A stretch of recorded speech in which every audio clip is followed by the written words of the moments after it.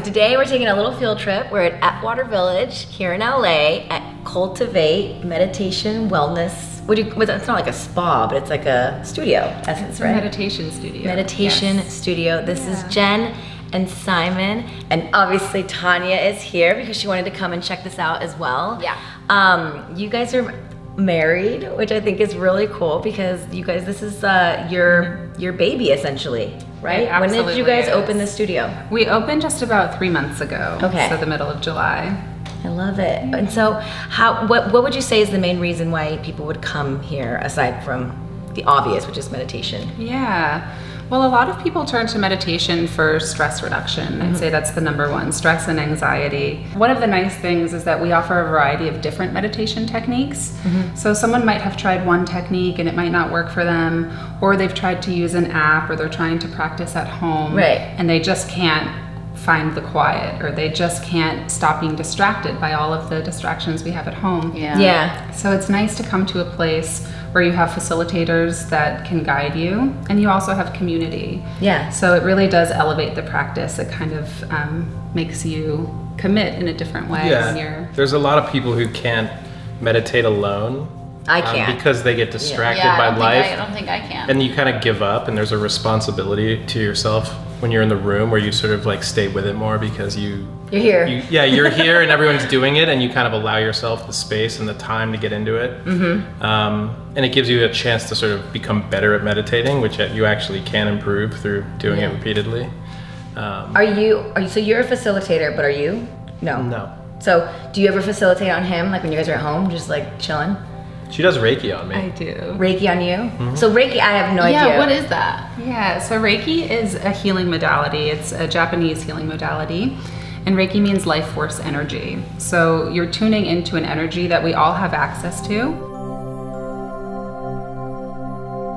So Reiki, when you're attuned to the energy, is just learning how to channel and focus it. And so I'll be doing that for you. And what's really beautiful about it is that I'll just be holding space, but you'll be doing the healing. Is it like a stretch or no? It's not a stretch. You'll just be laying perfectly still. And I do place my hands on or above the body. And you'll just, it's a different experience for everyone, but usually it's very soothing. I mean, your energy is like so relaxing. So I'm already like, I'm into this. Okay, let's do it. Beautiful. The private session is about 50 minutes, but we also offer it in classes. And when it's in a class environment, there's a 10 to 15 minute guided meditation, and then I come around and I do individual Reiki. And what's really beautiful about the practice is it's an energy that can be called into the room. So even if I'm not working on you, I'm working on someone else, you can still experience, there's definitely a shift in the room that takes place. That's crazy. Yeah, so I'm like nervous. Just whatever comes up is meant to be. So if you are nervous, just allow yourself to feel those sensations. Make sure you continue to breathe. And if it's okay, I'm going to place my hands on your body. I don't have to though, I can hover them if you prefer. That's fine. And I do start with a gentle head cradle. And it might be nice to start with a nice deep breath through the nose. Holding when your torso is full. And then dropping the jaw nice and easy, letting it out. Holding again at the bottom. We'll call in another nice deep breath.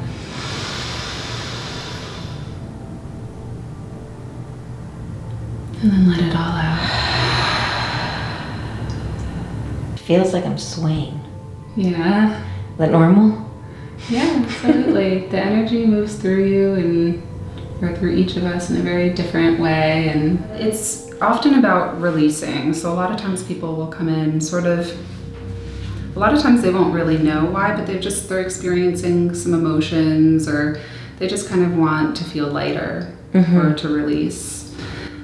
But what's beautiful with Reiki is it can really help on a physical, emotional, spiritual level, even with thoughts. And it really just gives you an opportunity to reconnect with subtle energy, which we all are. The only time that I would really lay like this is if before when I was trying to get pregnant, I was doing acupuncture. And so that's kind of just like, they would like put all the pins in me and then walk out for 30 minutes. Totally. Just lay there. Totally. And did you feel the energy then? The Yeah. currents? Yeah. Definitely did. And so it's similar. We're accessing, similar energy, that very subtle, refined energy, but just a different technique. Cool.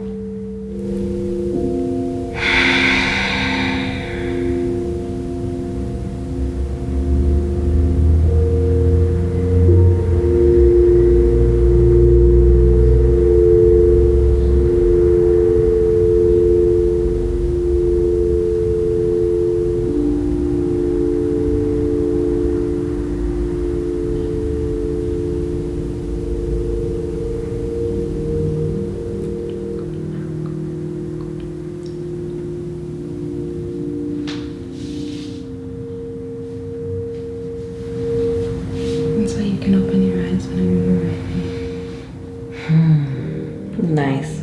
It was really nice. Good. Yeah. You look more relaxed. I am so much more relaxed. I could stay here all day. That was really cool. Thank you. I feel like lightheaded. This is crazy. Yeah, you gotta move slow. Take your time. Well, how many times do people do this? A week or a month or? Yeah, I'd say once a week is like a really nice way to treat yourself, but it helps whenever, if you can only make it in once a month, or that's what's really nice about the classes is it kind of makes it's a very frequent offering, and so people can come and share in the experience. That's really cool. Thank you. You're so welcome. Very cool. When you injure yourself, the first thing you go to do is you grab that part of the body that you've injured, and it does provide a little bit of relief. So if you think about it, when you're attuned to the Reiki energy, the life force energy that we all have access to, you're just learning to channel and focus it. So what it does is it allows whoever's receiving it, and you can even do it on yourself, which is really cool, but it allows whoever's receiving it to just relax and release. And it's just a very soothing, almost like an energetic bath.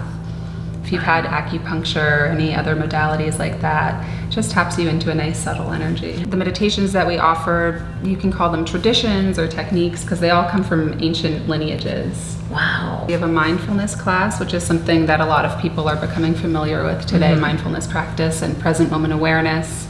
We also have a practice called Yoga Nidra, which means yogic sleep. And that one's soothing. Performed laying down in complete stillness. The facilitator's talking the whole time. It's very visual. And what it can often do is send you to the state between being awake and being asleep. Yeah. I was going to ask, does anybody ever fall asleep here? Yeah. Yeah, there's snoring is a real. No, really? Oh, yeah. What do you guys do? Do you go tap them and wake them up? It depends. Sometimes we allow it. And how loud they are. Yes. But a lot of times people, that's what most of us need. We are all sleep deprived. So if someone comes here and they need sleep and this is where they can get it, then that's beautiful. Yeah. It's funny that you say that because I feel like I'm really trying to focus on like being better spiritually, physically, mentally. And I'm like, every box that I'm working on is like kind of easy in terms of like physical and spiritual for me, but mental, I'm like, how do I help myself mentally? And this is like it's like all kind This of is like a gym for your mind. Yeah. Totally. That's a really good way to put it, actually. I've never thought that, it's not saying that like I put that as a priority, I guess, Yeah. Because I feel like we're always thinking about working out or Yeah. getting a run in or doing something like that, but you don't think to like meditate. Yeah. Well, and what she said about present moment awareness is very, relevant in this day and age where there's so much social media and there's so much thinking about your future and being worried about your mistakes of your past. And, present moment awareness is all about enjoying and existing literally in the moment as it happens. And that's also the place that when we tap into intuition, it's usually not from overthinking and over-processing and over-calculating our decisions. It's usually when we can sit back and really relax and to listen deep inside. That's so cool. Well, I think I don't know how to do that. Like I really don't know how that's to do why we're here. I know. You've come to the right place. It's not easy. So if you need to move, feel free to. You're not locked into any commitment. And so before we begin, I'll just tell you a little bit about this practice, mindfulness, which is all about present moment awareness. And this practice is really great for those of us that have overactive thinking minds, which is a lot of us. It gives us the opportunity to unhook from thought. So meditation isn't about stopping thought, but it's about unhooking so that our focus isn't just driven by incessant thought. And the way that we do that is we notice thoughts as they arise, and then we send our awareness to a physical sensation that's existing in the present moment. Because our physical sensations can't be held on to, like memory or thought. We can't project a physical sensation into the future. We can't hold on to those sensations from the past. So what the practice will be is as thoughts arise, you're going to just notice it, and then you're going to release that thought the same way that a child would just release a balloon to the sky, and you'll send your awareness to the breath. That's what we're going to use as the anchor today. And you're not just going to notice the breath, but you're going to feel into the movement of the breath in the body. And of course, this whole thing will be guided, so you don't have anything to worry about. And if you're nice and comfortable, we'll start with a few collective breaths, starting with a nice deep inhale through the nose, holding at the top when the torso is full, and then nice and easy, just dropping the jaw, letting it all out, and calling in another nice collective breath through the nose, holding at the top, and this time just scanning the mind for any thoughts, concerns, expectations, seeing if they're willing to wait for you in the lobby, releasing them on the exhale out the mouth.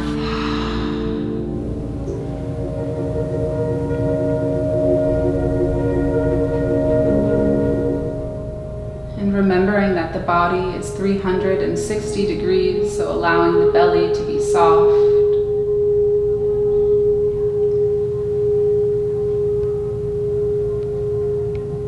Maybe even feeling the arms lengthening as you scan down to soften the upper arms.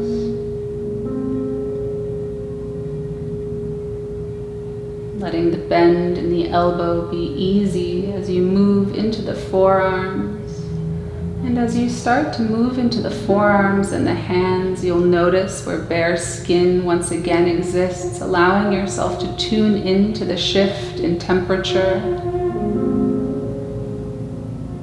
Different sensations of exposed skin versus clothed. And listening if the body is calling for any stretches and allowing yourself to take them. Feel into the sensations of relief and movement after stillness for so long. Perhaps setting an intention to bring the gifts of this practice with you to the rest of your day. I thank you for sitting with me. And take all the time that you need to allow the eyes to flutter open and to rise to the rest of your day. Taking your time. Wow. That's crazy, because when you started, I was like, there's no way I can sit here and not think about things. I was like literally thinking about what time I need to get ready for my dinner and when I need to be there, and like all these things are going through my head, and then somewhere in there, not You sure slow when. down. Yeah. Right. It was awesome. That was awesome. It was really nice. This was completely different from the Reiki. Right? Yeah, and I wouldn't think that. I'm like, in essence, you're just, laying there and trying, like meditating, but it was completely different. Having like your energy. So Yeah. it's really cool. And what's nice about all the different techniques, the practices themselves are very different, but they all sort of can tune you into the same place. Yeah. And mindfulness in general is really about embodiment. It's about feeling the sensations that we are experiencing, as opposed to just living in the thought and planning.